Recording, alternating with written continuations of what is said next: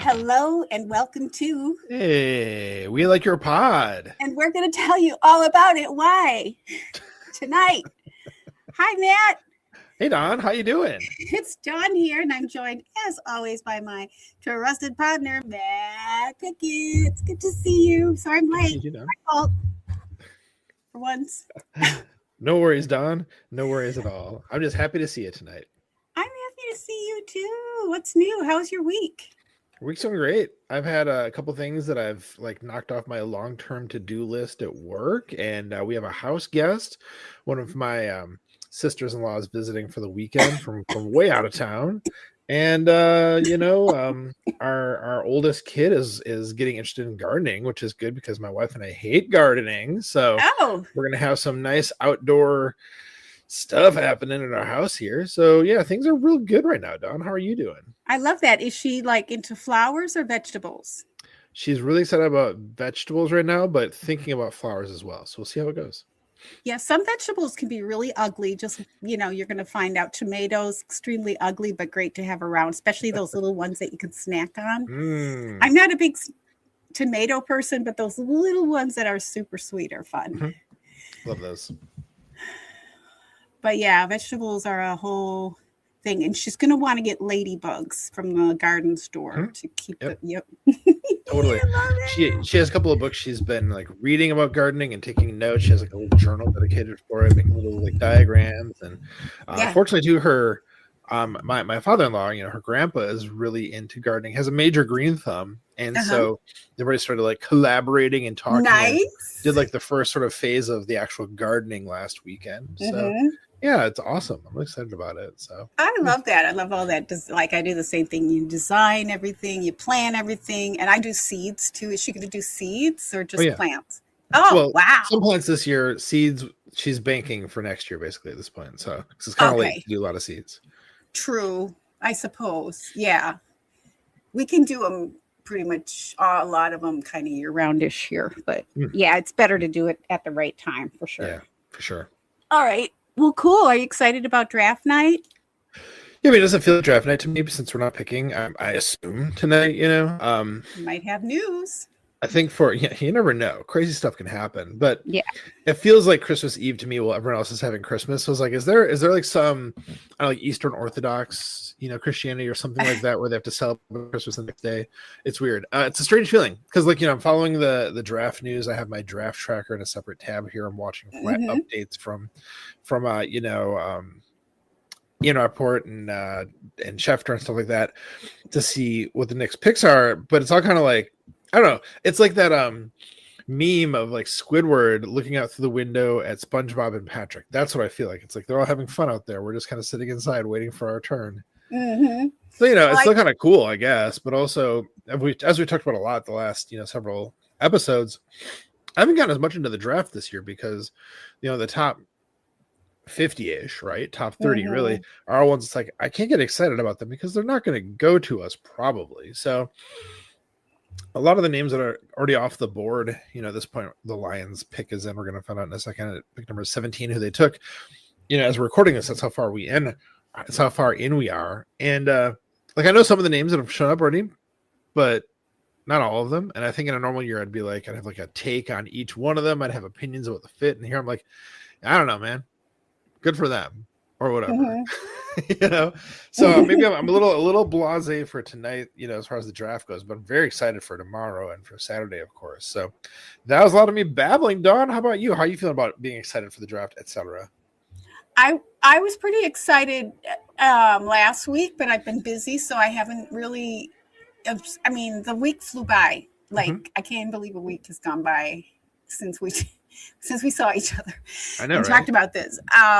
But So I was just and I don't have superlatives. I'm relying on your superlatives, which are always fantastic. Thank you. I just put my draft tracker up, and while we speak, one thing I was going to do after last week, and I totally forgot, was I do this thing where I copy paste, the positions that the Packers are more in need of, and then I copy paste them from, like the Beast or something like that, and then I put a couple cells, for checking them off when they get taken, who took them, right? And so you're like a little tracker. Yeah. My own tracker based on what I want to know only, because all the trackers out there, it's like, oh, that's great, but what about this and where does it fall? And and then I plug in, some of the folks that we talked about last week, which are already on the spreadsheets. So I have some spreadsheets that I go back and forth with. So I was just going to do that, for the next 3 days, play around with that. I love that. That sounds comforting. A good spreadsheet like that. It's comforting. Actually, I usually use our spreadsheet. I just do another tab. Smart. Keep it on so you can see it. I like that. So I can go if look you at want it, to, you'll be like, what is this? Spreadsheet. Spreadsheets, if you're just using them for yourself, you don't necessarily have to go through all the proper labeling and stuff, because you know what everything means. So you might open it and be like, this isn't very impressive at all. But I know what I'm doing, and I know how I'm sorting them and that type of thing. So, so Maddie, with that, I think we should definitely hear what you have to say about this week's content.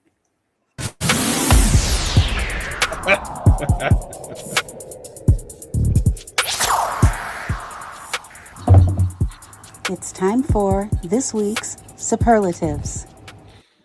Is it though? Is it time? It's never too late. So the thing that I'm going to take for my approach this week in talking about superlatives is I don't want to talk about the best content from this last week. Instead, what I have here is 5 superlatives talking about draft coverage for the last months, leading up to this, because for as unenthusiastic as I was talking about being for the draft, I really meant the first round, especially the top 30 picked, because I've still been, eating greedily at the trough of the draft industrial complex, content machine. And definitely have takes, not as much about the prospects, but I have takes about the stuff that I've listened to and how much it's helped me and, what I've learned from it and what I've really enjoyed and so on and so forth. So I do have, like I said, 5 superlatives about draft coverage over the last several months.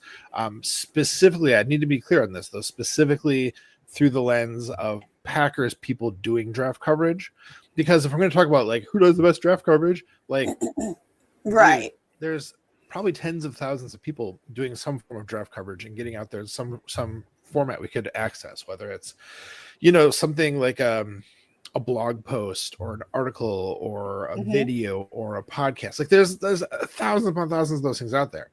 I'm just talking about the people who are Packers folks talking about it through the Packers lens.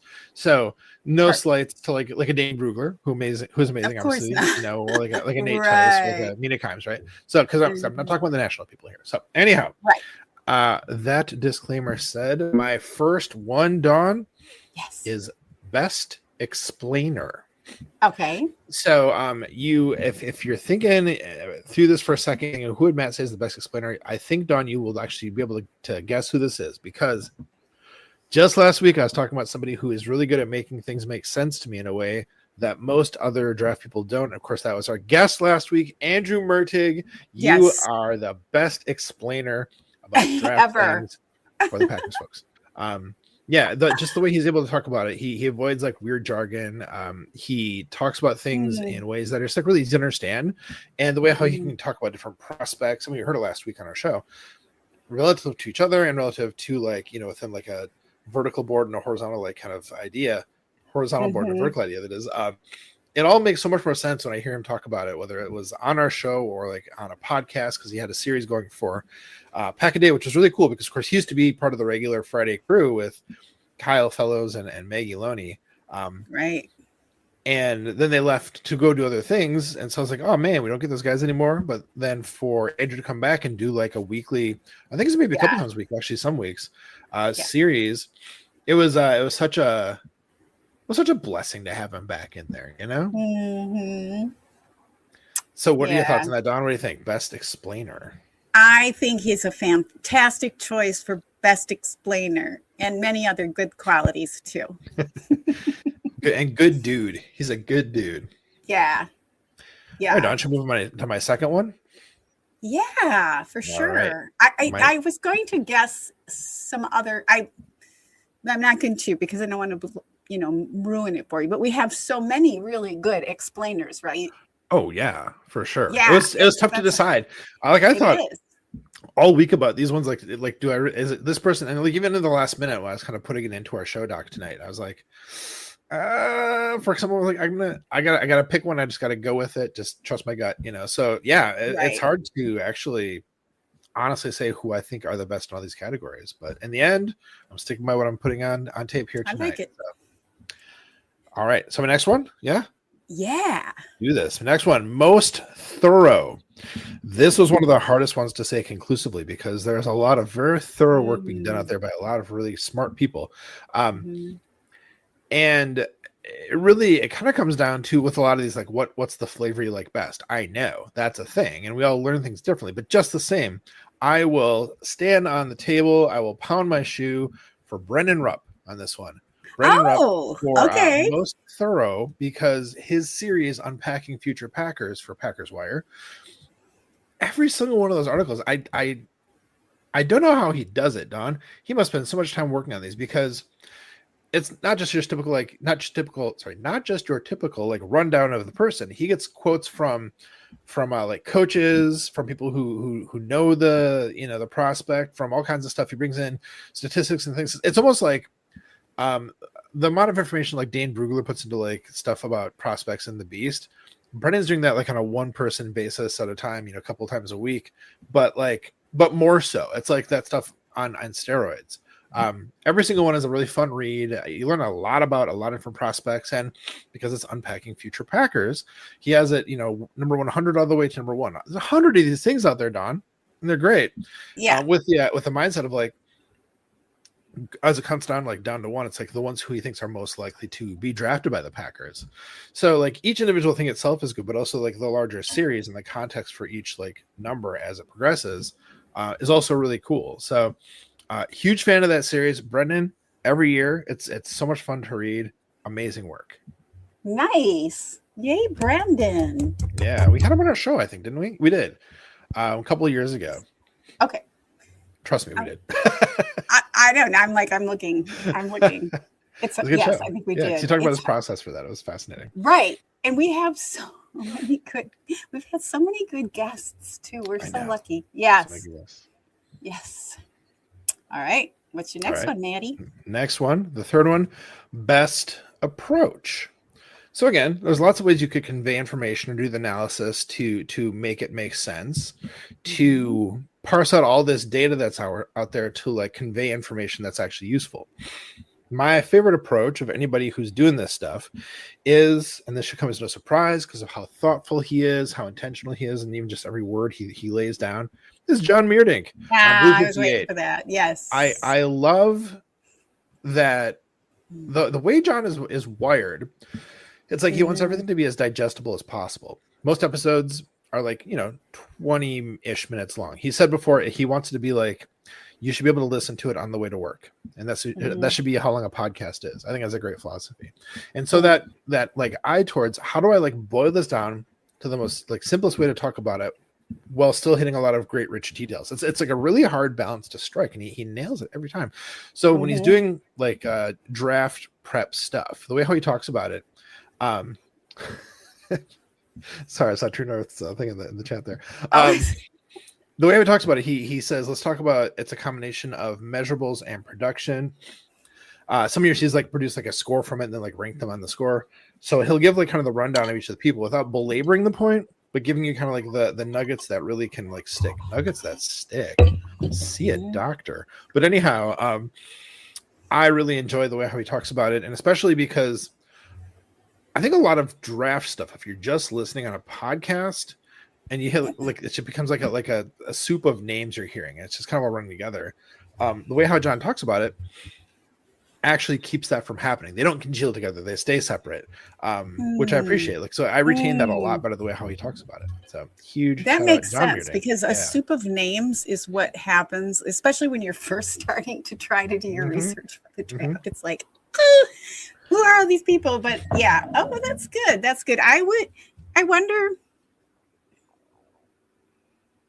wonder if he writes everything out before he says it, or if he just speaks that efficiently. I think he writes things. We should ask him. I think he writes things out, but I wouldn't be surprised if he kind of like comments on his own script as he's going, you know, and probably like revises things. Like I know he like writes it out and just reads it verbatim. Right, it might be more of like a developed outline. I think it's probably how I imagine it. But yeah, I mean, it's a good question. Well, and you know, because that's what we're here for. We analyze. We take note of content, whether it's written or oral or video or whatever. But I was speaking to somebody today, and I had explained something twice today, extremely complicated that they didn't know anything about. Totally two different things. And one person said, thank you for being so articulate. And I've never considered myself really that good at that. I find that I'm not very, careful or precise or necessarily lawyerly in my speaking. I could do better. I'm kind of like,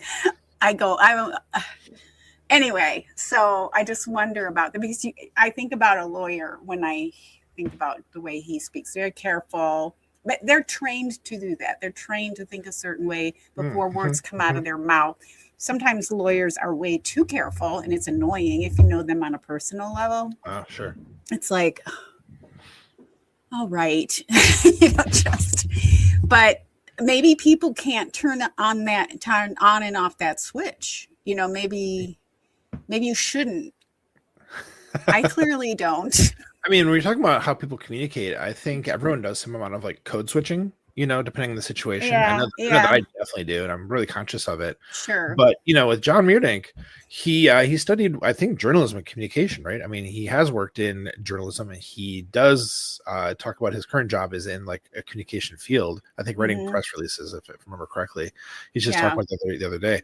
But, so I mean, like as a person who's wired that way, it makes sense that his communication style is so clear, and it's, of course, he has that voice. Everyone always talks about John Meerdink's voice for good reason. It's beautiful. It is. It's the best voice. It's fun because I think with the rise of podcasts and YouTube being so common the last decade or more, you get people of all levels of communication styles, let's call it. I'm not going to call it skills, but from the most crass and even the most uneducated to the most sophisticated, lawyerly like or professional journalists who are only going to, speak about something that they've checked, researched. They're not going to just put information out. It's just kind of interesting, but I think everyone will always gravitate to the ones who are well researched and better speakers and have thought out their process. Yeah. Hopefully. Well, there's a lot of noise out there, but I think, the John Meerdinks still rise to the top. Indeed. Nice. All right. What do you have next? Yeah, you hear my next one? My next one here, Don. Yes. MVP. Oh. MVP. Okay. When it comes down to it, all these people doing all this draft stuff, it's hard to say who's doing the best because it's like, like Dusty's talked about with like finding your niche. Man, that word just totally lost. It's like, well, how do you say that word again? Finding your niche, right? And like finding that lane and going for it. Like Dusty, film guy. Us appreciating other people's work and talking about it, right? There's all kinds of different niches out there. And so much of the draft content that's so good that people have kind of found their way to do it, right? So like, how do you say who's the MVP? Well, I think it comes down to seeing who is that person, again, within the Packers sphere, because if we meant like the full MVP, it's Dane Brugler, but for the Packers stuff, who is that person everyone's always talking about their takes? That person is always like, who's everywhere contributing to like, the discourse and to the content. I think you already know, Don. It's Justice Mosqueda by a mile. Okay. By a mile. Doing his draft talk stuff with Tyler Brook, which is an extremely informative and like very thorough podcast, and then also his like weekly shows with Andy. You know, you get him talking smart about the draft with two smart people, but like it's like sort of a different vibe on both of those. Both really good.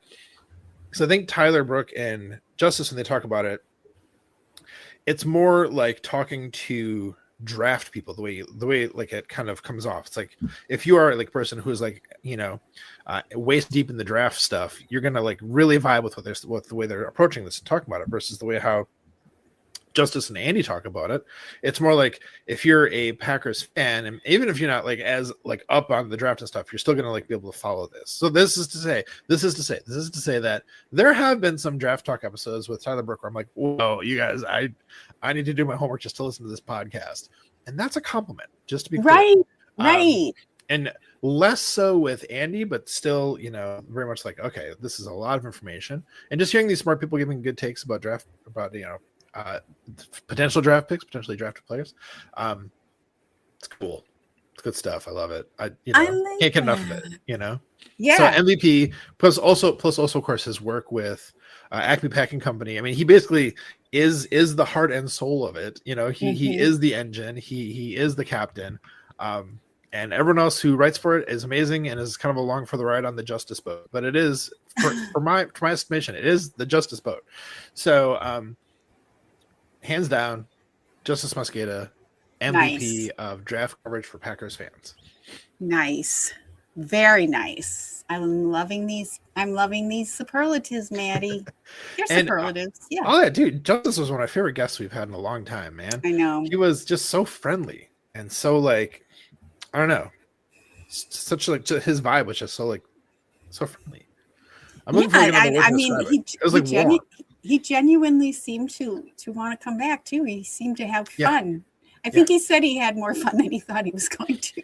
I'm not mistaken, which is fine. Something like that. Yeah, he said it was the most fun podcast he's ever done. No, he didn't say that. Did he really? No, he did not say that. Oh, that is fake news, Dawn. Absolutely. Okay, I'm like, I don't remember that. No. Well, I have one more. Last one then, Dawn. Okay. It's sort of the since I worked all the way up to MVP, it's like, where do you go next? Well, it's kind of the flip side. I want to talk about my favorite anti-draft content. So like we've talked about the people who really dig into the draft. Now somebody who's really kept me entertained doing stuff that isn't about the draft, but is drafty. You'll see what I mean. Isn't one person, it's three people. It's the Marvelous Monday crew on Pack-A-Day, talking about Dan Kotnick, Camille, and Monty. Camille David, and Monty Moore, to give the last names up for everybody. I love all of them so much. Yes. What I love about what they've done is like everything they talk about is like in a draft format. Like they had the best players of the Brian Gutekunst era, right? And so then they did like a round robin, like an NCAA tournament kind of thing, and talked their way through it to get to like the best picks. It's still drafty, but it's not talking about draft picks. And finding other ways like that to kind of like get into the spirit of the season without like digging into draft prospects. It's been really fun. And their rapport is just, it's super fun. They're funny and, you know, have really great chemistry together. It's always fun to listen to the Marvelous Monday crew on the Monday Pack-A-Day episodes. Woof. There you go. Super three super bright minds too. Yeah. And I had two friendly folks too, man. Dan Kotnick is one of the nicest guys I know. Even though on Lombardi's Bar we all give him a really hard time, he's still super nice guy. And Monty and Camille are amazing too. They've all been on our show, in fact, and all been excellent guests. Yeah, they have. They are who they're, and they present the way they are, like they're genuine. They're genuine. They're people. genuine. Every one of them genuine as can be. Indeed. I think. Yeah. Very nice. Don. Very nice. Very well done. You put me to shame. Yeah. Shame. No, that's not at all. Don't say that at all. So, what other thoughts do you have about this or anything else, Don? Well, while you were doing your stellar job at your job, unlike me, in my defense, okay, I'll do a shout out. It's non-drafty. I don't know why or how or what I was doing for a couple of days where I could do this, but I finally caught up and binged on Tooth and Claw podcasts. I haven't Oh, listened to for months. So I just had them on for like 2 or 3 days straight. And that was super fun. I got all that out of my system, all those animal attacks. And one of them was right up my alley because it wasn't only an animal attack, it was a bear mauling. Well, possibly. Or she died and the bear mauled her. We're just never going to know. oh my But God. either way, she's dead. It was an animal. It was a death attributed, at least partially, to a bear basically eating her. And which, a cat would do too. So it's not just cats. So I'm just defending Tosh here, wherever she is. But so in addition to that, there was like a crime mystery involved because there was the possibility that she was red rummed and then the bear ate her. Whoa. Okay. Yes, because she was one of these people who did not follow the advice of, wildlife experts and the parks wardens and that kind of thing. And she was known to feed bears and interact with them on a regular. And then she got very involved over time, fighting to the extent that she could any hunting in her area. She ended up owning a whole bunch of property and then losing. It was just kind of a wild, like this woman had quite the life. She had quite the life. That's another podcast. But so she was a bit older, I would say like my age when she first moved onto this property in Virginia, North Carolina. Do you know where the Outer Banks are? Yeah, I've been there actually. Yes. Okay. So right in there. I forgot the name of the town. I'll send it to you. Marathon? No, I can't remember. Anyway, and so she's feeding these bears and she's fighting with people, and she was really making a lot of enemies. And she was making enemies of people who walk around with guns. Ooh. Right? People who are hunters and who enjoy hunting, and it's part of their lifestyle, and they don't want to be told what to do by some woman who feeds bears. And the story was that her first encounter with a bear is she moved onto this property. I forgot how she acquired this property. That's another story, but she moved onto this property. She walks in shortly thereafter. She probably left the doors open, I'm guessing, and there's a bear in her bed. What? Yes. No. And she wasn't upset. She's like, oh. And she just made bear friends all the time from that point on. Somehow it left. I don't know how she got it to leave, maybe by food or whatever, but she wasn't, evidently the accounts goes that she really wasn't afraid or anything. So anyway, it was really fun to catch up on because I had other things to do, and I can't remember what I had to do where I had no hands or eyes, but I was listening, and I was just listening to all their podcasts. It was great. Quick shout out True North in the chat. Dawn watches animal attack videos for the same reason that people who fear small spaces spend time in the closet. Desensitization therapy. Yes, because of your animal attacks in your own home from your own cat, Dawn. Yes, right there. No, it's actually why I watch Trials. Oh, that is also desensitization therapy for you. That is why I watch Trials. Oh, True North is actually onto something accidentally there. Interesting. Yes. Animal attack. I don't know why. I think it was John Meerdink that recommended this podcast. And I'm like, I thought it was Dusty. I don't know why my brain always said Dusty, but I think Dusty would like it too. And for whatever reason, I listened to it because it wouldn't be something I would normally. I don't like anything gory, so sometimes it gets a little whoo. But it's not just the animal attacks, because there's a lot of, I've learned since that there's a lot of YouTubers and podcasters that do this, But this one is really good because it's three guys. The I guess you'd call him the main guy. He probably wouldn't appreciate that, but he's a bear biologist, an animal biologist who kind of specializes in bears. So a lot of it's about bears, but it's extremely educational.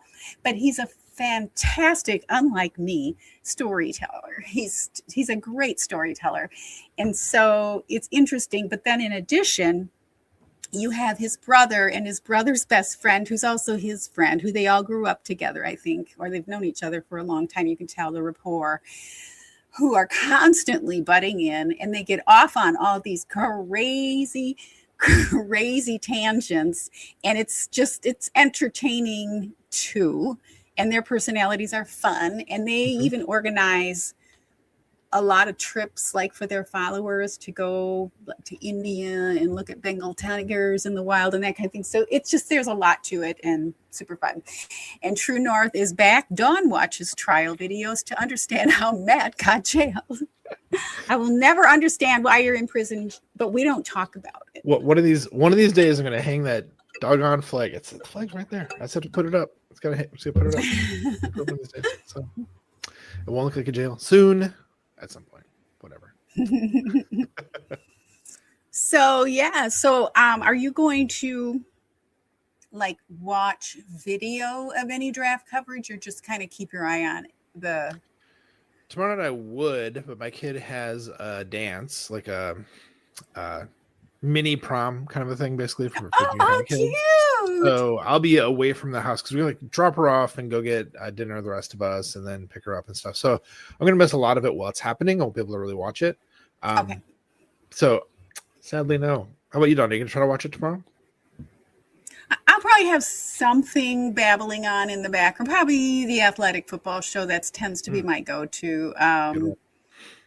And then when it's over, of course, then I get back to all the podcast, all the dissection. It's going to be the drinking from the fire hose next week. That's for sure. Over the weekend and into next week for a good 2 weeks. Just like, so much to take in. It's going to be glorious. We'll have a lot to talk about. So are we coming back in a week, Maddie, or 2 weeks? I don't know. We'll have to figure out that. We'll have to think about it. We'll discuss offline, of course. I could go either way. Okay. Right, we'll see. All right. Well, True North, anything to add before we sign off tonight about animal attacks, desensitization, murder trials, Matt being last calling comments, or the draft if you want. Any of the things. We missed Joe tonight. Maybe he's on. We did invite Joe on, but his work schedule is not conducive to our schedules. Right. His work schedule is weird, and he's a big like draft guy, so his head is in the draft right now. And yes, he's a busy man. Busy with all that. So, all right. Well, and there's True North's final thought. There we go. Don't actually drink from water hoses. Good idea. Good life lesson, folks. All right, Don. Yeah, because there could be ants in there. Ants like to go in hoses. I didn't know that. That's awful. Yeah, I took my hose out the other day, and it's like, wow, because there's water in there, and they want the water. Well, at least here, because it's really dry here, and they're going for the water. So I'm like, yeah, I'm going to move I'm not putting my hose where I had it. I'm moving it. I don't want ants in the house. So it was near the door, but it was in the house. Gross. Okay, never mind. I don't want ants. Oh, I hate ants so much. Yeah. Okay, Don, well, anything else, or should I bring it home? Hey, Maddie, let's bring her home. All right. Friends, we'd love to have a chance to interview you and shout you out if you're a subscriber and a football fan. If you'd like to nominate someone to be a guest on our podcast, please let us know. Our DMs are open on all the social platforms. And folks, when you subscribe to our podcast, you help us keep spreading the love in our community. And the best way to help this podcast grow is by sharing it with your friends and family. Yes, Maddie, that's right, because we love you. We're so glad to know you, including you, True North, especially you, True North, and to be fans of you and have the luxury of being fans of the most storied team in the NFL. Mm-hmm. We appreciate your support, your subscriptions, and sharing our pod, and we look forward to seeing you sometime on Hey, like your pod.